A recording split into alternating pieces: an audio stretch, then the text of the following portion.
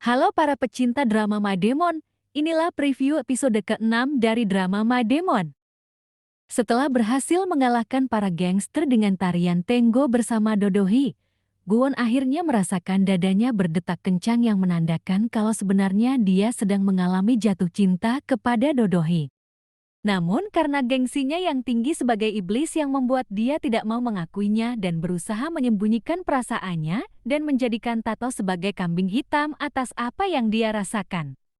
Sementara Dodohi sendiri ternyata juga merasakan hal yang sama seperti yang dirasakan oleh Guwon. Meski tampak acuh tak acuh, nyatanya Guwon masih perhatian dan menjamin keselamatan Dodohi saat Dodohi meninggalkan rumahnya.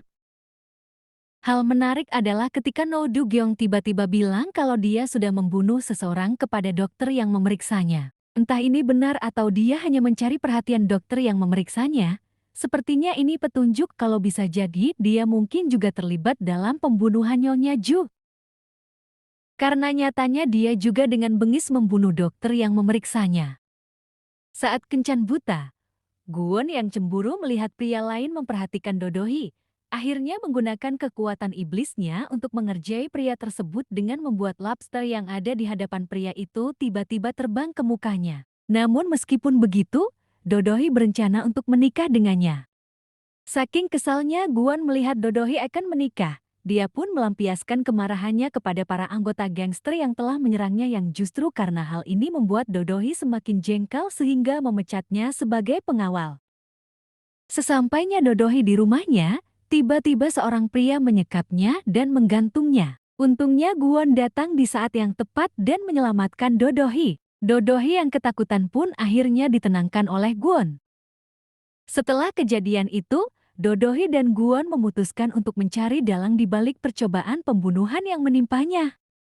Sepertinya, Dodohi mulai curiga kepada No Du-gyeong, sehingga mereka pun mengikuti No Du-gyeong ke sebuah tempat. Di sana, No Du-gyeong bilang apa salahnya kalau dia membunuh seseorang.